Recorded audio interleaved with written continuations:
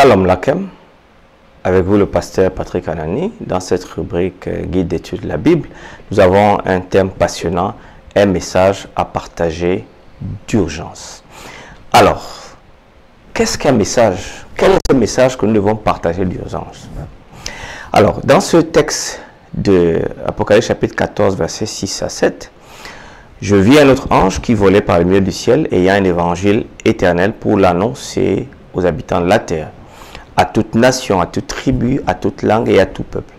Il disait d'une voix forte: craignez Dieu et donnez-lui gloire, car l'heure de son jugement est venue, et adorez celui qui a fait le ciel, la terre, la mer, les sources d'eau. Apocalypse chapitre 14, versets 6 à 7. La mort expiatoire de Christ Jésus est universelle. C'est-à-dire qu'elle s'adresse à tous ceux qui ont vécu, quel que soit le lieu et le moment, depuis Adam et Ève. Ainsi, l'évangile s'adresse à tous les groupes linguistiques, à toutes les races, si on peut s'exprimer par ce faux concept, à toutes les cultures et à tous les milieux. Il comble les fossés ethniques. C'est la très bonne nouvelle que Jésus, dans sa vie, sa mort et sa résurrection, a triomphé des principautés et des puissances de l'enfer. Je vois encore des gens qui ont peur du diable. Le diable est dangereux, mais il est vaincu. Jésus a dépouillé toute sa force. Il nous a donné le pouvoir de marcher sur les serpents, sur les scorpions, sur toute la puissance de l'ennemi, et rien ne pourra nous nuire. L'évangile parle de Jésus. Il est mort pour nous et vit maintenant pour nous. Il est venu une fois pour nous délivrer de la pénalité de la puissance du péché, et il revient pour nous délivrer de la présence même du péché. Il est mort de la mort que nous méritons, afin que nous puissions vivre la vie qu'il mérite.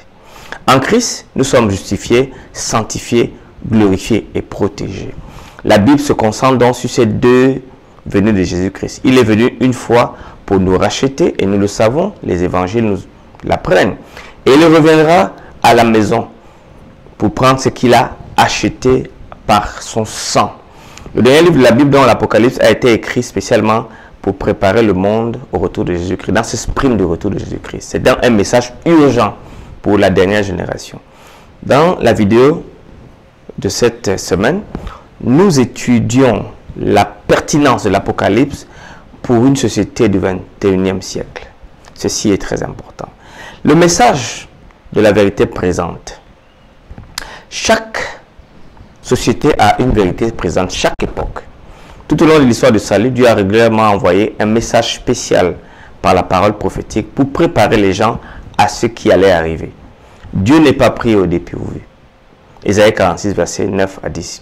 Il prépare son peuple pour l'avenir en envoyant des prophètes pour révéler son message avant que le jugement ne tombe. Dieu n'est pas pris au dépourvu. Dans les jours qui ont procédé le déluge, par exemple, Dieu a envoyé un message au monde par l'intermédiaire de Noé. Que le déluge allait venir. En Égypte, par exemple, Dieu a élevé Joseph pour préparer le pays à faire face à la famine pendant les 7 années d'abondance. Les prophètes juifs ont averti les dirigeants israéliens de la destruction prochaine de Jérusalem par les armées babyloniennes. Le message de repentance de Jean-Baptiste préparait une nation pour la première venue de Jésus-Christ. Car le Seigneur ne fait rien sans avoir révélé son secret à ses prophètes. Voilà pourquoi je prendrai soin de vous rappeler ces choses, bien que vous le sachiez, et que vous soyez affermis dans la vérité présente. Cette expression de vérité présente que Pierre, n'est-ce pas, proclame, dit ceci et a ce sens. Le message d'une importance éternelle pour le premier siècle était que Christ est venu. Ça, c'était la vérité présente. L'amour du Père s'est révélé par le sacrifice de Christ sur la croix. C'était la vérité présente. Et bien que le salaire du péché soit la mort, par Christ, la vie éternelle a été assurée pour tous. C'est notre choix de le recevoir par la foi. Romains chapitre 3, verset 23, Éphésiens 2, 8. Ce message de salut en Jésus ne sera jamais démodé, ne sera jamais dépassé. C'est la vérité présente pour chaque génération. Le dernier livre de la Bible, l'Apocalypse, présente Jésus et son salut éternel dans un autre contexte. Le contexte de la fin des temps pour préparer un peuple à son prochain retour. Il expose le mensonge de la tradition humaine de la religiosité égoïste. Du début à la fin, l'Apocalypse révèle Jésus et son œuvre en faveur de l'humanité. Jésus est donc le véritable témoin du caractère de son Père. Le livre de l'Apocalypse parle justement de Jésus et de son message. Il est centré sur ça. La fin du temps, comme objectif du livre de l'Apocalypse. Les évangiles se concentre principalement sur la première venue de Christ. Il raconte l'histoire de sa naissance, de sa vie, de son ministère, de sa mort et de sa résurrection. Bien qu'il parle de sa seconde venue, ce n'est pas leur principale préoccupation. Le livre de l'Apocalypse se concentre principalement sur le point culminant du conflit millénaire. Chacune de ces prophéties majeures se termine par le retour glorieux de notre Seigneur Jésus-Christ. Dans l'Apocalypse chapitre 1, verset 7. Il vient, voici il vient avec les nuées, et tout œil le verra. Même ceux qui l'ont percé, toutes les tribus de la terre se lamenteront à cause de lui. Oui, Amen. Dans l'Apocalypse chapitre 11, verset 15, le septième mentionnant de la trompette, il y eut dans le ciel des fortes voix qui disaient le royaume du monde est remis à notre Seigneur, à son Christ. Il régnera au siècle des siècles.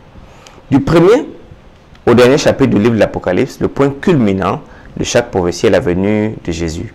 L'agneau qui a été immolé revient comme le roi des rois, Seigneur des seigneurs. Apocalypse chapitre 19, verset 16. Il vaincra tous les ennemis qui oppriment et persécutent son peuple. Apocalypse 17, verset 14. Il les délivrera de ce cauchemar de péché et les ramènera à la gloire.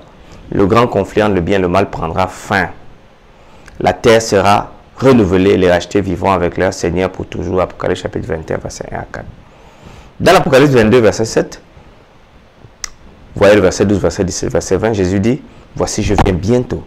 Heureux celui qui garde les paroles de la prophétie de ce livre. Donc, il y a un appel final de Jésus à toute l'humanité de répondre à son amour, d'accepter sa grâce et de suivre sa vérité pour être prêt à ce prochain retour. L'Apocalypse donc se termine par l'invitation de Jésus. L'Esprit dit, l'Esprit et l'épouse disent viens, et que celui qui entend dise viens. Apocalypse 22, verset 17. Notre Seigneur, voyez-vous, invite tous ceux qui cherchent la vie éternelle à venir à lui. Il invite ensuite ceux d'entre nous qui ont accepté, n'est-ce pas, le message du salut et attendent avec impatience son retour à se joindre à lui pour inviter les autres à accepter le message de son amour. Il nous envoie aussi en mission pour partager ce message afin de préparer le monde à son prochain retour. Il n'y a pas de temps à perdre. Jésus revient bientôt. Jean a écrit ces paroles il y a environ 2000 ans, mais cependant, étant de notre compréhension de l'état des morts, la seconde venue est une réalité. Jésus revient bientôt. Écoutons la fin du discours. Crains Dieu et observe ses commandements, c'est là ce que doit faire tout homme. Le message de l'Apocalypse, donc, est un message de la fin des temps. Le centre du livre de l'Apocalypse est le chapitre 14. Ce chapitre est d'une importance capitale pour le peuple de Dieu vivant dans les derniers jours de l'histoire humaine. Il révèle le message des derniers jours de Dieu à l'humanité. Ce message de la fin des temps est crucial pour le peuple de Dieu et pour toute l'humanité. Et ce message est très important parce qu'il symbolise quelque chose de particulier. Il symbolise la moisson qui est utilisée tout le long de la Bible pour décrire le retour de Christ. Matthieu 13, 37 à 43. Marc chapitre 4, verset 29. Dans l'Apocalypse 14, la moisson des grains mûrs représente ici la rédemption du juste, n'est-ce pas? Et la moisson des raisins trop mûrs représente la destruction des méchants. Apocalypse chapitre 14, 6 à 12 contient dans le message urgent des derniers jours pour préparer les hommes et les femmes à la moisson finale de la terre. Il y a donc une essence d'un message important.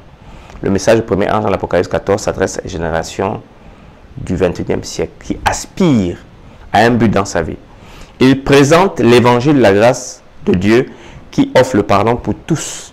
Il nous purifie de la culpabilité du péché, nous donne le pouvoir d'être vainqueur. Ce message des trois anges est important. Ce message fournit la base de toute estime de soi dans le fait que Christ nous a créés et nous a rachetés. Et souligne qu'un jour, toute injustice prendra fin dans le jugement final de Dieu. C'est une très bonne nouvelle parce qu'il révèle que l'injustice ne durera pas éternellement. En un sens particulier, les adventistes ont été suscités pour être des sentinelles à des portes et des forts flambeaux. Le dernier avertissement pour un monde qui périt leur a été confié. La parole de Dieu donc projette sur eux une lumière éclatante. Ils devront avertir le monde que la grâce qui nous suffit pour être sauvés a besoin d'être maintenue par une vie centrée sur Jésus-Christ, une vie d'obéissance. Et pour mieux comprendre le message de Dieu, Ecclésiaste 12, 13, 14 dit, écoutons la fin du discours, crains Dieu et observe ses commandements. C'est là ce que doit faire tout homme, car Dieu amènera tout homme en jugement sur tout ce qui est caché, soit bien, soit mal. Une personne n'obéit pas pour être sauvée, mais quelqu'un qui est sauvé ne peut qu'obéir, n'est-ce pas? Ecclésiaste 12, 13, 14 et 1 Corinthiens 6, 19, 20 nous aide à comprendre ce que signifie à la fois craindre Dieu et lui donner gloire. À une époque, d'irresponsabilité morale, alors que des millions de gens ne se sentent responsables de rien envers personne d'autre qu'eux-mêmes. Ce message de l'heure de jugement nous rappelle que nous sommes responsables de nos actes. N'oubliez pas ça.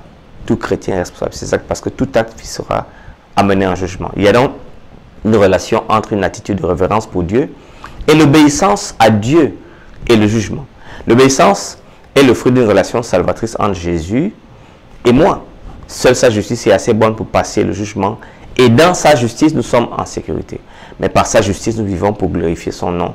Tout ce que nous faisons doit lui faire gloire. N'est-ce pas vrai? Si vous m'aimez, gardez mes commandements. Les commandements ne sont pas gardés en vue du salut, mais sont gardés à cause du salut. Ceci est très important. Nous devons faire bon usage des commandements.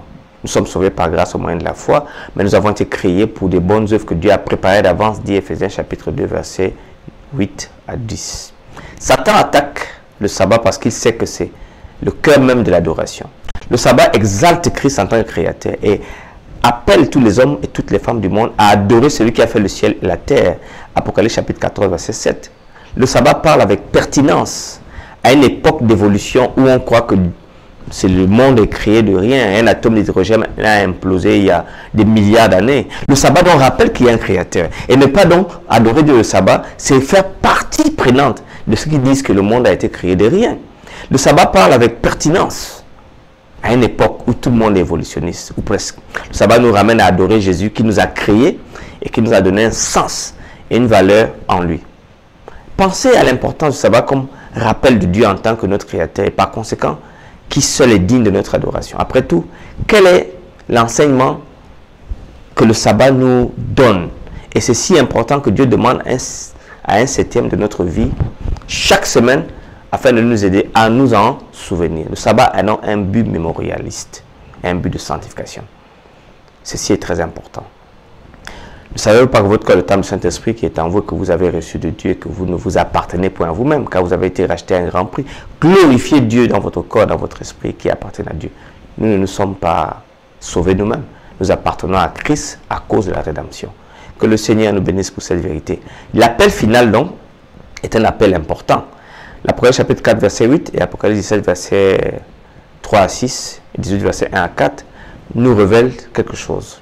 Et un autre second ange suivi en disant, elle est tombée, Babylone la grande, qui a abreuvé toutes les nations de la fureur de sa débauche. Dans le livre de l'Apocalypse, le terme Babylone représente, n'est-ce pas, un faux système de religion basé sur les œuvres humaines. Les traditions créées par l'homme et les fausses doctrines, elle exalte les êtres humains et leurs attitudes moralistes ou moralisatrices au-dessus de Jésus et de sa vie sans péché. Elle place les commandements des enseignements religieux et humains au-dessus des commandements de Dieu. La tradition a pris la précédence sur la parole. Babylone est le centre de l'idolâtrie, de l'adoration du soleil, de la fausse doctrine, de l'immortalité de l'âme et de son faux jour le dimanche. Ce faux système religieux a subtilement intégré de nombreuses pratiques religieuses. De l'ancienne Babylone, vous avez la tonsure des prêtres, la couleur cardinale, l'adoration de Marie, le message de Dieu, donc, les derniers jours à notre planète mourante, et le message de Jésus et de sa justice. Il fait écho à l'appel du ciel. Elle est tombée, Babylone la grande. Sortez du milieu d'elle, mon peuple. Apocalypse 18, verset 2 et 4. Vous voyez, quand le Covid-19 a frappé, même le Vatican était dans le confinement. Ils ne sont pas Dieu. Ils ne sont pas Dieu. Ils ne sont pas Dieu. Dieu a divinement suscité l'Église dans l'Adventiste 7e jour pour exalter le message de Christ dans sa plénitude. Exalter Jésus, c'est élever tout ce qu'il a enseigné. C'est proclamer celui qui est le chemin, la vérité et la vie. Jean 14, verset 6. C'est exposer les erreurs de Babylone en contraste avec les vérités de Jésus. Je suis conscient que dans l'Église romaine catholique, il y a de véritables bons croyants, mais qui ont besoin de sortir de cet endroit. Parce que cet endroit prétend par son leader de tenir la place de Dieu sur la terre, de changer des lois. D'ailleurs, leur changement du dimanche au lieu du sabbat est une preuve de ce qu'ils affirment. La marque donc de cette église est en contradiction avec la marque de Dieu qui est la marque du sabbat d'un Dieu créateur. Le sabbat est un mémorial donc, n'est-ce pas, qu'un Dieu a créé. L'Apocalypse chapitre 14 donc décrit deux actes d'adoration différents. L'adoration du créateur et l'adoration de la bête. Ces deux actes d'adoration se concentrent sur le jour d'adoration de Dieu, le vrai sabbat, d'un sabbat de substitution ou de contrefaçon qui est le dimanche. Le sabbat représente le repos, l'assurance et la sécurité que nous avons en Christ, notre Créateur et notre Rédempteur et notre Roi qui vient. Il est là pour nous. Et dans Ézéchiel chapitre 20, verset 12, verset 20, la Bible dit: sanctifiez mes sabbats qui soient entre vous et moi un signe auquel ils reconnaissent que je suis Dieu qui vous sanctifie. Donc c'est même un signe de reconnaissance. Le jour contrefait, le jour du dimanche représente un substitut humain et faux qui est fondé sur le raisonnement humain et les décrets d'origine humaine par Constantin, cet empereur païen qui a infesté l'église de sa théologie du soleil et que tout le monde chrétien a accepté sans même se poser la question. Et beaucoup d'autres font ce qu'on appelle une théologie afterthought. Ils font et puis il se trouve des raisons par-ci par-là. Mais le dimanche n'est pas un jour que Dieu a donné aux humains pour qu'ils soient adorés. Quand vous lisez Apocalypse chapitre 14, verset 12, ce texte nous dit, et surtout dans le contexte de ce qui précède, comment la loi et la grâce sont-elles toutes les deux révélées dans le contexte. La loi et la grâce ne s'opposent pas. Nous sommes sauvés par grâce, mais pour obéir par la puissance du Saint-Esprit. La loi et la grâce ne s'opposent pas. Faire une opposition, c'est pour une absurdité spirituelle. Un chrétien sauvé ne peut pas dévoyer Dieu par un manque d'obéissance. L'obéissance n'est pas la source de mon salut, mais c'est la conséquence que je suis sauvé. Dieu a appelé dans son Église en ce jour, comme à l'ancien Israël, pour qu'elle soit comme une lumière sur la terre. Par la puissante tranchante de la vérité, les messages des premier, deuxième, troisième anges, il les a séparés des églises du monde pour les amener dans une proximité sacrée avec lui. Eh bien, chers amis, je vous remercie pour cette écoute. Restez connectés. Que le Seigneur vous bénisse et fasse de vous, n'est-ce pas, sa grâce. Qu'il vous bénisse et qu'il transforme votre vécu et vous accorde de comprendre ces choses. Parce que si vous les comprenez, vous êtes heureux, mais pourvu que vous les pratiquiez. Que le Seigneur vous garde. La semaine prochaine pour une autre vidéo.